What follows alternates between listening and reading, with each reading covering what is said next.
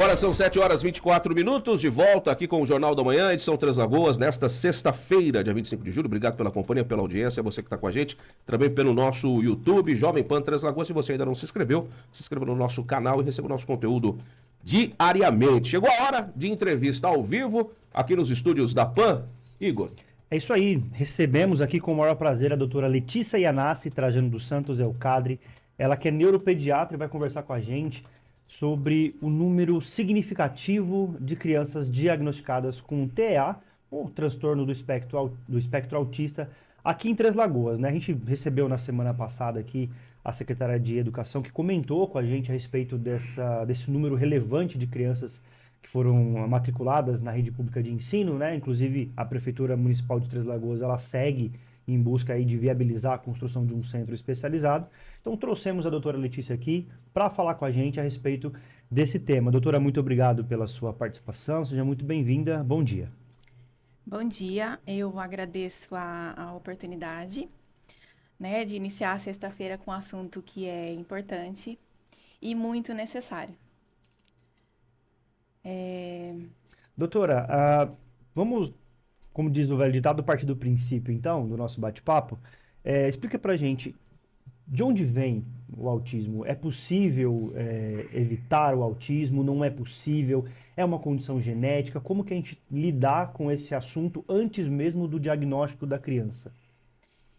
80% dos casos de autismo são genéticos, então, assim, a maioria, né, tem uma condição genética. E a condição genética, ela tem a questão de, a partir de um caso novo, isso se replica de uma forma maior, né, do que de um caso não diagnosticado. Então, esse é um dos motivos também do aumento do número de casos de autismo. Um dos critérios para a gente dizer que realmente está aumentando é a condição genética. O risco geral de um casal ter um filho com o transtorno do espectro do autismo é de 1 a 2%. A partir do momento que essa família tem um filho com o autismo, a chance aumenta até que consideravelmente. Então, se esse casal tem um filho menino, né, a chance de ter um segundo filho com autismo, ele cresce de 4,2% a 13%. Então, se o segundo filho for uma menina, tem uma chance de 4,2%.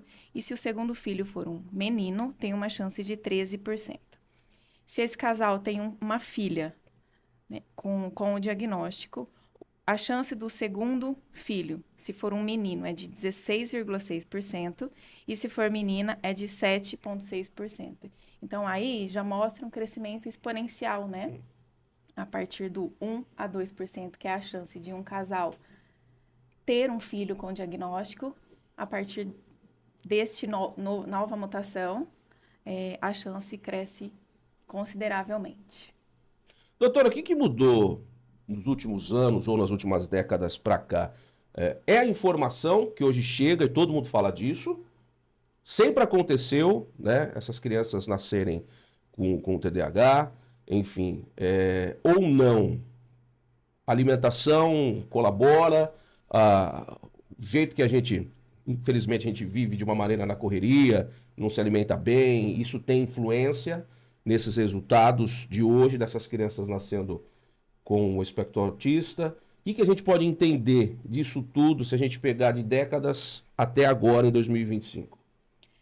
Em 2000, os estudos mostravam que a prevalência, né, que é a chance do diagnóstico, era de 1 a cada 150 crianças.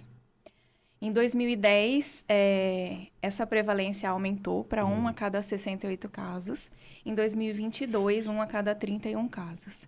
E o que mudou nesse tempo, né? Por que o diagnóstico aumentou tanto? Fator ambiental, sim. O fator ambiental é muito importante. Uma maior exposição a poluentes, a agentes químicos, déficit de vitaminas, algumas medicações usadas na gestação. A idade que os casais estão tendo filhos também importa, né? Hoje em dia, os casais optam por ter filhos mais velhos. Então, Uma mãe jovem com um pai com mais de 50 anos tem uma chance maior, ou mãe e pai com idades mais avançadas. E para mãe, assim, biologicamente falando, não é assim uma idade tão avançada, então 37 anos para uma gestante já é um risco mais elevado. A conscientização, com certeza, né? Tem uma maior conscientização da população. Então, pais, professores têm um maior conhecimento. Então, eles já conseguem detectar alguma suspeita e já encaminhar para um serviço especializado para o diagnóstico. Exames clínicos feitos podem, de repente, mostrar ou apontar algo nesse sentido? Falou, ó, um casal resolve ter filho, tem nessa idade, né? De 40, 45, 50, o homem e a mulher, de repente, com mais de 35. E aí eles acabam optando em ter um filho, ou ter mais um filho. Existem alguns exames clínicos que podem apontar as condições para isso ou não? Não existem. Não existem exames clínicos e nem laboratoriais e nem complementares que possam dizer se existe uma chance ou não. Desde que esse casal não tenha nenhuma patologia previamente, né? Sim.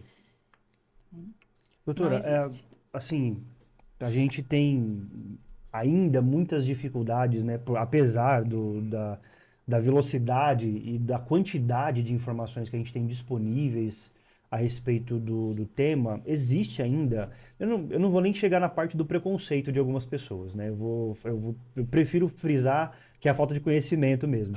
A gente ainda tem uma falta de um déficit nesse conhecimento do que realmente é o autismo e como que a gente identifica, né, quando uma criança tem o TEA. O que é o autismo em si, né? E como que a gente faz para tentar diagnosticar? Obviamente que tem ali exames mais detalhados, né, detalhistas, que vão apontar se a criança possui o TEA ou não. Mas, assim, uma pessoa que não é um especialista na área, por exemplo, eu, que estou ali num ambiente e tem uma criança que está se comportando minimamente diferente das outras. Como que eu faço para entender se é só o jeito dela, se ela tem o TEA, o que é o autismo, para a gente poder tentar desmistificar e tirar um pouco, agora sim, do preconceito das pessoas? O diagnóstico do transtorno do espectro do autismo é clínico, tá? E multidisciplinar. É um transtorno do neurodesenvolvimento com prejuízo na comunicação e interação social e comportamento restrito e repetitivo. Para cada idade da criança, existe algumas características que são específicas para que a gente diga que essa criança tem o diagnóstico. A suspeita é assim como você falou. Eu percebo que aquela criança é diferente. Então, se você percebe que ela é diferente das outras crianças, ela se comporta diferente das outras crianças, é porque você já percebeu que ela tem algum comportamento diferente ou ela tem um atraso do desenvolvimento. Então, isso já merece um encaminhamento, uma avaliação do especialista. E qual que é a idade, normalmente, doutora, que eu vou conseguir identificar isso na criança? 1 mês já dá para identificar ou com o avançar dos anos? Para uma suspeita, a gente consegue fazer uma identificação com meses, né? Mas para um diagnóstico mais certeiro, é por volta de mais ou menos 2 anos de idade. Então, quanto antes for diagnosticado, consegue, de repente, entender o que está acontecendo e atacar de uma maneira que não se desenvolva da maneira que, de repente, se deixar do jeito que está e for avançando com, por exemplo, uma condição de uma fala, de um déficit de atenção ainda quando bebê. Se conseguir entrar com o tratamento específico ou algo desse tipo, tem como fazer com que essa criança consiga se desenvolver dentro das suas condições de uma maneira mais rápida? Quanto antes o diagnóstico for feito, melhor para o prognóstico, né? Uma criança que é tratada desde muito novinha, ela tem uma chance maior de ter um prognóstico melhor, de ela ser menos comprometida, né? Dela ficar aí num caso leve, num caso no máximo moderado, se ela tiver geneticamente uma condição mais grave. Então, sim, o diagnóstico precoce, ele é muito importante. A gente tenta trabalhar em cima das podas neuronais, né? Que são saltos do desenvolvimento. A gente precisa aproveitar essa plasticidade neuronal e fazer as estimulações necessárias para que essa criança tenha um comprometimento menor. Qual que é o papel da neuropediatria nesse contexto todo, doutora? A neuropediatria é uma especialidade que dá o diagnóstico, né? Sim. A gente é auxiliado multidisciplinarmente, né? Então, a gente não é em uma primeira consulta que eu vou dizer se a criança tem ou não o autismo. Como o autismo não aparece em exames, né? A gente vai pela impressão diagnóstica e usa também dos manuais de diagnósticos e estatísticas que a gente tem para os transtornos mentais. Então, a gente lança mão também de escalas que são aplicadas por uma psicóloga, uma fonoaudióloga, terapeuta ocupacional. Então, a gente também né, necessita dessas profissionais, né? A escola é muito importante, tem escalas também para pais e professores. Então, assim, hoje em dia, eu acho que com a mídia, né, internet, acho que Ajudou, né? ajudou. E é muito difícil uma criança não ter o diagnóstico. Que antigamente, né, muitos casos passavam despercebidos. Isso daí também é outro motivo do aumento do diagnóstico. Doutora, a gente, falando de internet, a gente tem diversas informações, né?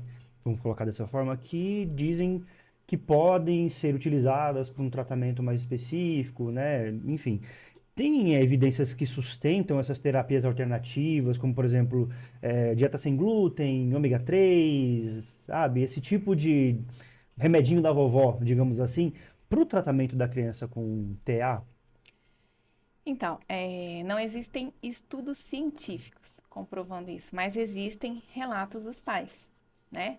Que houve uma melhora na suspensão da dieta com lactose, com glúten. Existe, sim, relatos de pais, de muitos pais, mas não existe uma comprovação científica. A não ser que essa criança tenha uma intolerância, né? Porque essas intolerâncias causam desconforto clínico para a criança, e todo desconforto clínico, uma infecção, um desconforto clínico, uma dor, isso piora o sintoma do TEA. Entendi. E assim, voltando só um pouquinho na questão da avaliação, né, que me chamou a atenção, dessa parceria entre as várias especialidades, né? Quais as ferramentas e escalas, assim, só para a gente dar uma pincelada, porque é muito complexo, é muita coisa, demora, né, um tempo para ser realizado esse diagnóstico. Quais as principais ferramentas e escalas que são utilizadas para identificar o TEA, né? Eu falo TEA, mas o TEA. São muitas escalas. Tem muitas escalas, mas assim, as mais usadas, né? Tem o MCHAT, que isso daí um pediatra pode aplicar, até nas escolas pode ser aplicado. Tem escalas que são direcionadas a pais, a professores, a pediatras. Tem escalas que são utilizadas e aplicadas apenas por psicólogos. Tem escalas que são aplicadas apenas por fono, apenas por terapeuta ocupacional. Então, assim, tem muitas escalas. Entendi. O CARS é uma escala que é muito utilizada. O SRS-2 também é uma escala bastante utilizada de triagem. Então, assim, tem muitas escalas. Pensando na questão, igual a senhora comentou aí a respeito das escalas que podem ser utilizadas pelos pais, né? Onde que eu encontro? Eu posso jogar no Google e eu consigo encontrar essa escala e aplicar em casa para saber se meu filho tem ali alguma coisa. E é fácil de identificar? É fácil de identificar. Importante. Mas a suspeita para pais e professores é visual, né? Essa criança é diferente, essa criança não se comunica, essa criança não está desenvolvendo como deveria, essa criança não socializa, então é visual, né? Qual é a situação aí dos mitos que existem ainda, que você percebe no dia a dia? Até mesmo conversando com os pais ou conversando com outras pessoas em relação ao autismo e ao TDAH. Existem algumas situações que as pessoas às vezes não entendem e acaba passando despercebido isso da família. Na verdade, não é que existem mitos. Uhum, É que eu acho que existe um pouco do fator psicológico das pessoas, dos pais, em olhar a criança e observar alguma coisa que talvez não exista. Então, às vezes, um atraso de uma fala, e um comportamento mais uhum, agitado, isso já leva uma preocupação que talvez não tenha nenhum diagnóstico, uhum, seja alguma coisa do desenvolvimento mesmo. Então, não é que isso seja proposital. uhum, Acho que é uma condição psicológica dos pais. Isso é completamente normal, uhum. né? Você olhar para um filho e ficar extremamente preocupado e, às vezes, ver alguma coisa que não existe, ver um diagnóstico em alguma coisa que não existe. Normalmente, os pais, como é que eles podem ajudar dentro de casa? Fica preocupado? Demora para falar, demora para andar, entre outras coisas, para ajudar no estímulo cognitivo das crianças. O que pode ser feito dentro de casa? Toda vez que uma família tiver uma suspeita e observar que a criança tem alguma coisa diferente, Uhum, né, que ela está com um atraso na fala, mesmo um atraso na fala, que ela está com um comportamento diferente, ela deve procurar uhum. uma ajuda, né, Primeiro um de tudo, profissional, né? primeiro de tudo, para a gente conseguir orientar conforme a condição da criança.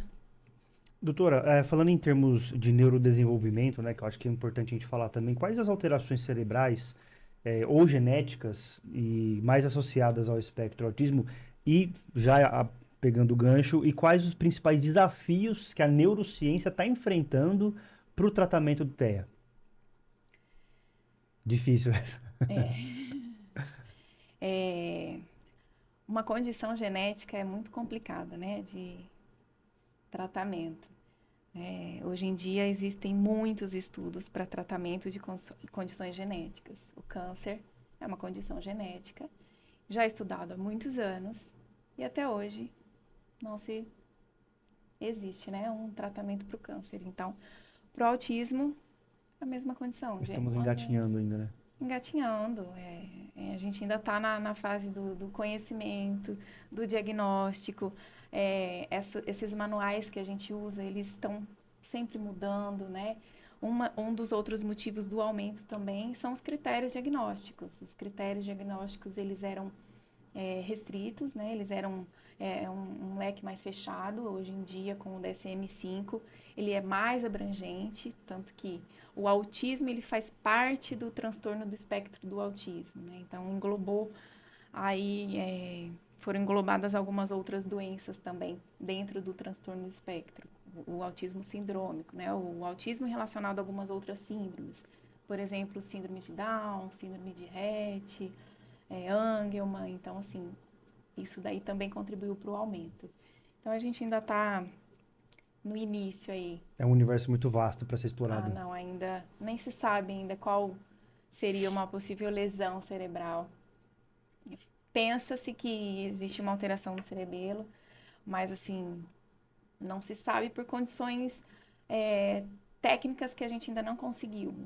Os aparelhos que a gente tem hoje em dia ainda não conseguem olhar aquele pontinho lá, é muito escondido ainda para os exames que a gente tem hoje em dia. E aí, medicamentos, então, né? Mais complicado ainda, né? Se não tem um tratamento, algo assertivo e para tentar entender tudo isso, de falar de medicamentos, tá mais ainda para trás, né? Não existe um tratamento específico para o autismo, né? Para o transtorno do espectro do autismo. A gente costuma tratar as comorbidades e os sintomas que essa criança apresenta. Então, se é uma agitação, a gente acaba dando uma medicação para agitação, né? Um TDAH, uma comorbidade, então a gente acaba tratando o TDAH. E aí, o tratamento medicamentoso é com essa intenção. E as famílias em si, depois de diagnosticado, já sabe como tem que ser feito o trabalho dali para frente com essa criança, que já não é mais um bebê, que já tem alguns anos de idade, dali para frente, esse acompanhamento, ele precisa acontecer de que forma e de quanto em quanto tempo com o profissional, doutora?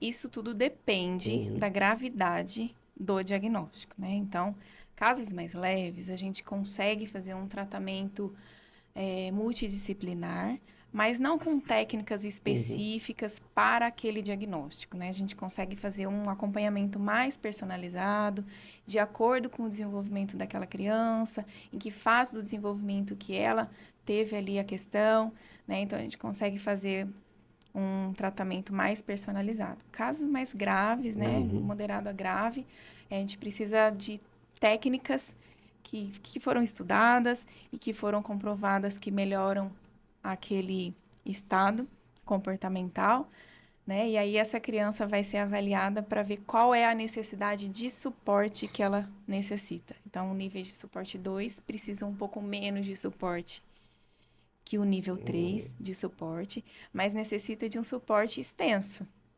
tá? Ela precisa ser estimulada diariamente.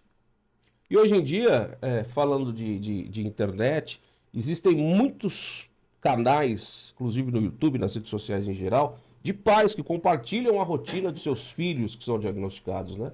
E que muitas vezes você olha para a criança, você fala, não, uma criança normal, uma criança comum, né?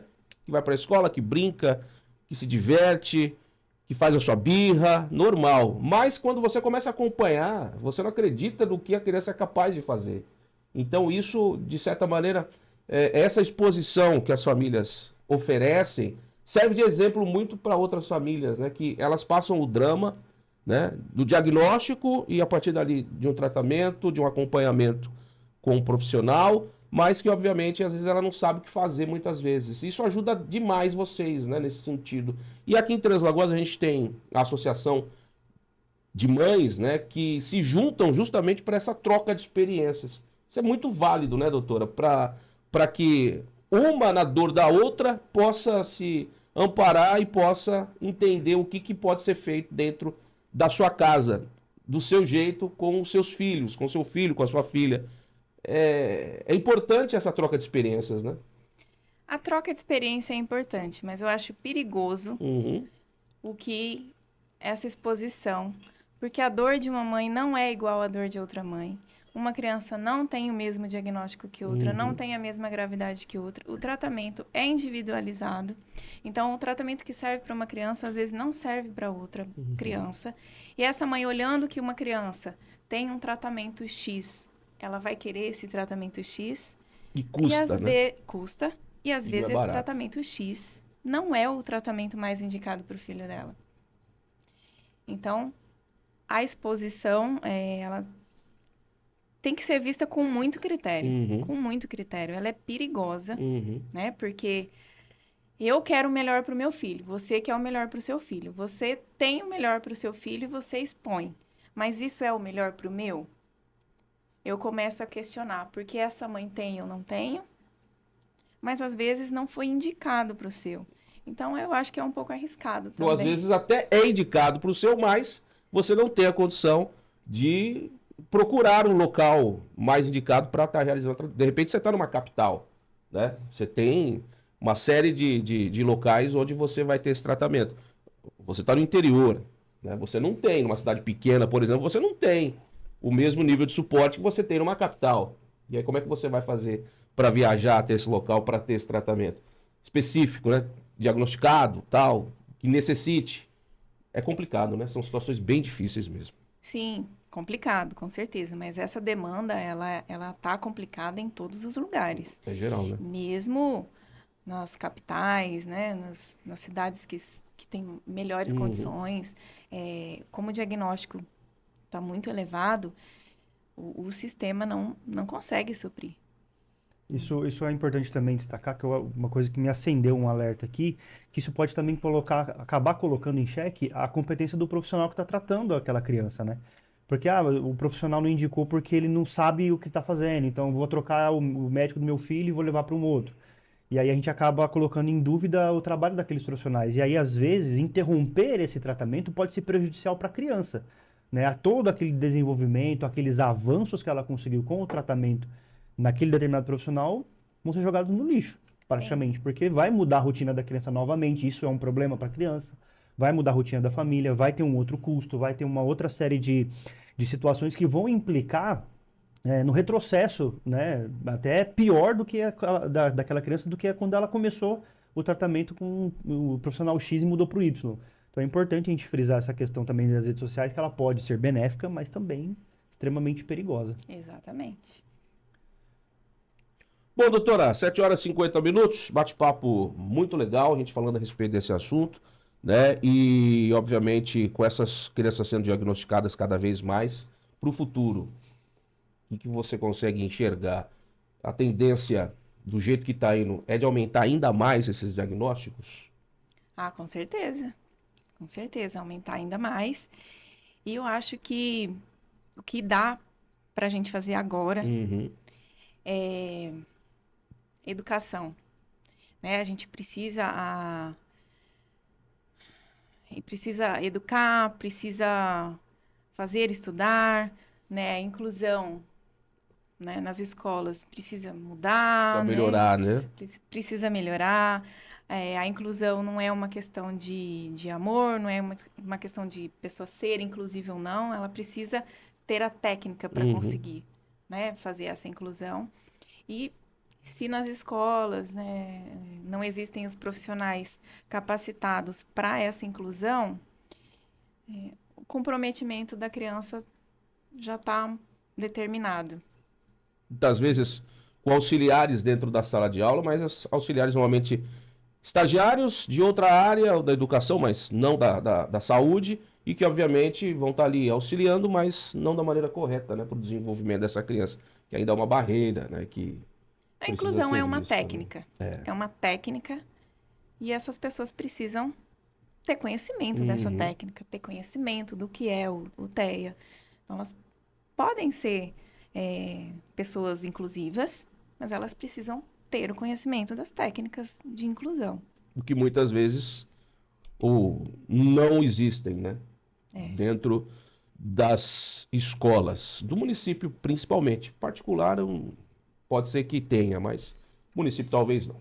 Certo, Igor? Certo. Doutora, muitíssimo obrigado pela tua participação aqui. Foi um prazer te receber. É um tema, como a gente conversou antes aqui dos microfones serem abertos, que daria para ficar horas conversando, porque tem muitos detalhes, né? Infelizmente, o nosso tempo é bem curtinho para a gente poder esmiuçar o TEA com mais exatidão dentro daquilo que é conhecido.